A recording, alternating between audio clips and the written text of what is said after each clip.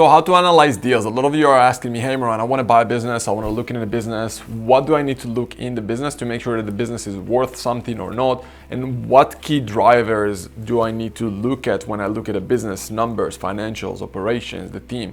Today I'm going to share with you everything you need to know about that. So a lot of you are probably, if you're following my channel, if you don't yet, make sure you click the like and subscribe, and let me know in the comments below what kind of topics you want me to talk about, because that's how I pick my next topic. So a lot of you are probably going out there talking to business owners, you're trying to think, okay, I want this business, but how do I even know it's a good deal or not a good deal, right? How do I make sure that this business is actually going to at least make the same amount of money after I buy this, right? So let's start by going through few key drivers that I like to look at when we look at deals, and you can start to look at as well to make sure this is a business worth looking at. So the first thing is about looking at the financial performance and what that means. Let's start with that. So financial performance is you looking at basically the history of producing revenue and profit combined with the professionalism of your record keeping. So what that means, right? So when you're looking at a business, first of all, you want to make sure that the business, like when you ask for financials, you want to make sure you ask for at least the last 3 years of financials, right? Otherwise, it's just like, if you just showed me the last month of financials and you showed me, hey, Moran, this business did,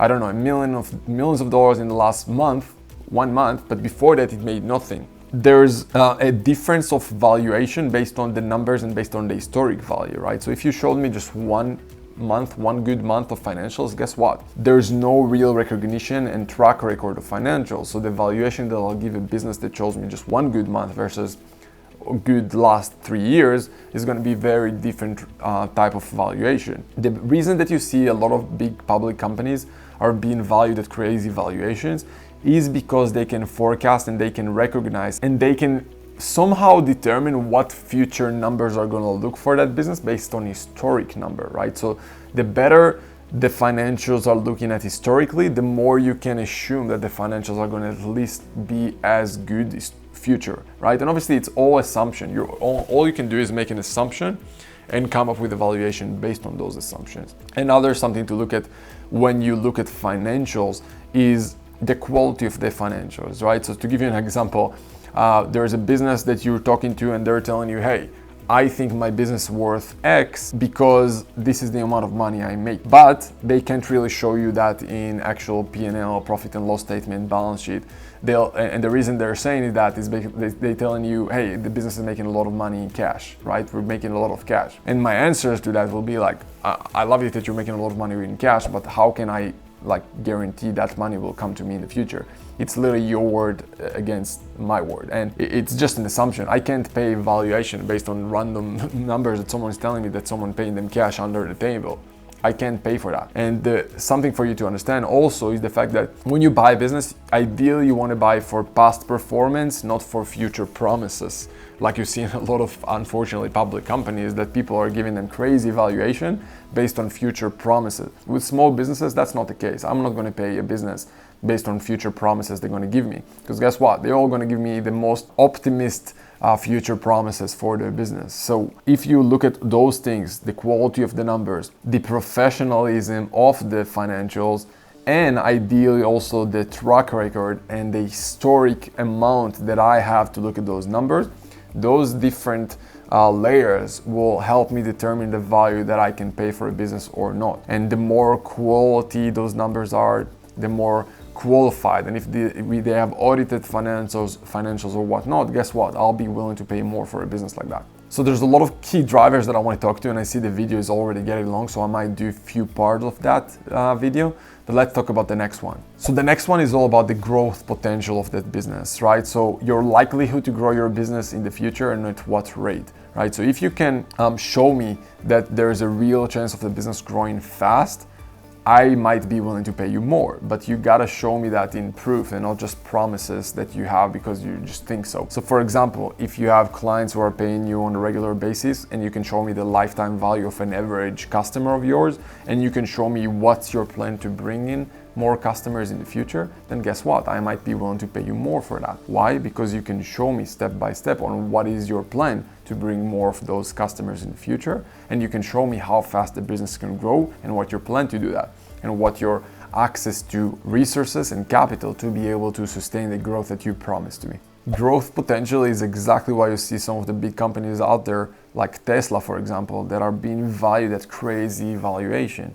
Why? Because they're growing fast. They can show people that there's a lot of total addressable market out there that is still ready to be worked with that product, with that service, right? So if you can show me that as a business owner, you can show me, hey, there's a huge market here that we didn't tap into yet.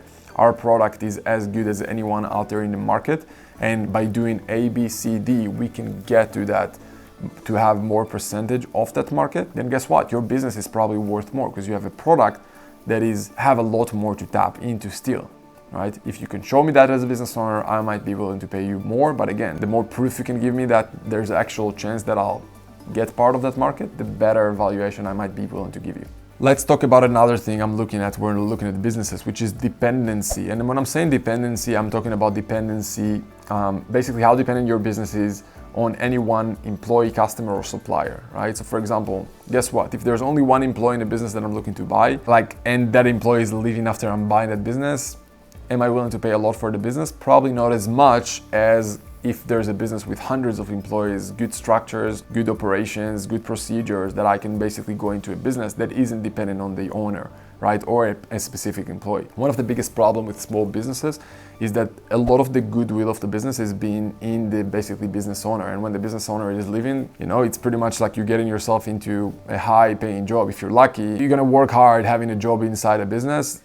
Maybe now you have equity, which is better, but still, you're not really buying a business. Business for me is business that have team, that have employees, that have processes, that have procedures. The business will grow even if the owner is leaving for 2 months of vacation. That's a real business for me, right? So the more you can show me as a seller of the business that the business is not necessarily dependent just on you, the better chances that I'll be able and willing to pay you more for the business. And that's something for you to consider. And same goes for different suppliers, customers, and whatnot, right? So same there. If you have one supplier that is 100%, you're dependent on him and relying on him, guess what? It's basically a bit more risky versus if you'll show me you have 10 different suppliers that you're not necessarily depending just on one. And that supplier is super unique and is the only one who can produce those different products that you're selling to the market. So those are different things you want to look at when you basically valuing a business. Let's look at the next one, cash flow, right? So the more cash flow your business can produce, the better. And for those of you who are not familiar with the differences, obviously there's a difference between profit and cash flow and revenues, and you gotta be aware of all those things. Because you need to remember, when you're a business buyer, there's basically 2 checks you need to pay. One of them is the check to pay for the business, and then a check to pay for the operation of the business that you might need to deploy and bring in to the business. Or obviously some of the businesses you can buy them with the cash in there, but you gotta have enough cash to operate the business. And the more you can show me as the seller of a business that the business can create a lot of cash flow on its own without a lot of capital that you need to raise on a regular basis, guess what? That's a better business. Let's talk about recurring revenue for a second. So recurring revenue, can you show me that the proportion and quality of the automatic annual based revenue you collect each month? Can you show me more of that? I'll value you as a better business. And that's why you see a lot of companies right now that are getting the best valuations out there are SaaS companies, software as a service companies, or any company that have some kind of a recurring revenue model. I really believe that most businesses in the world right now either have some kind of a recurring revenue or are working towards having a recurring revenue. Because the more you can show me that your client is willing to pay you on a monthly basis and is staying you for a specific amount of months or years, and the lifetime value for that business is X, I'll be willing to pay you more for that business because I know specifically based on the data how much a client's worth. When you have recurring revenue, guess what? A business is not as stressed when a new month starts. If you have a business that have the need to bring in new clients every month without a recurring revenue and a proven model to bring in revenues no matter what without bringing new clients, it's a very scary business model that is very difficult to scale because you're running after new clients all the time.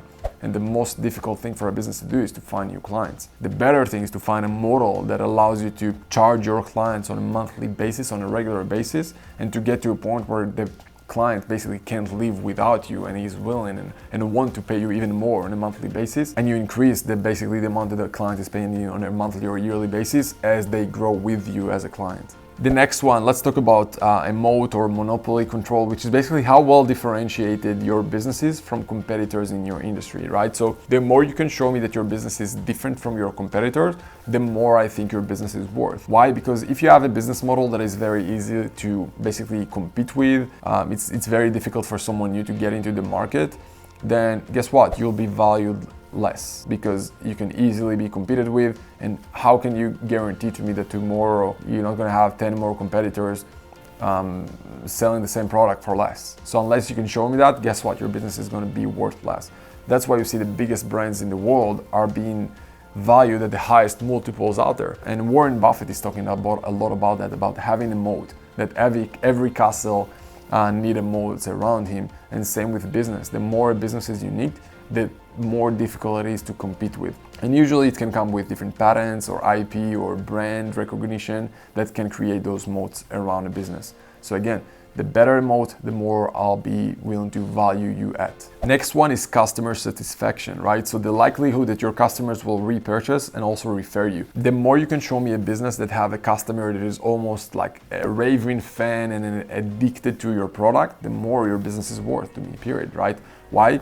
Because you have a uniqueness and a product that you created, an experience that you created for a customer that will make the customer to come back to you again and again and again versus a competitor. So when you have a product that is so addictive, so the experience it's so great, your business is worth more. Next one is hub and spoke. Hub and spoke basically means that how your business would perform if you are unexpectedly unable to work for a period of 3 months, right? So if you tell me you left the business for 3 months, there's no business, guess what? The business is going to be worth less. And as a buyer, I gotta de-risk myself somehow, because when I buy a business, I want to buy a proven process, a proven system that can handle any leave of any employee, including the owner. So there's more things that we'll look at when we look at businesses, but I just gave you a few different drivers that will really determine if a business is worth more or less. And when you start to look at different deals, you want to start to think of, okay, does this business have this, and this, and in what level? And the more they have of those, the more you should be willing to pay for a business, or the more the seller will be probably asking you for the business. And if they don't have those things, those are key leverages that you can use when you negotiate on deals. So I hope you enjoy that.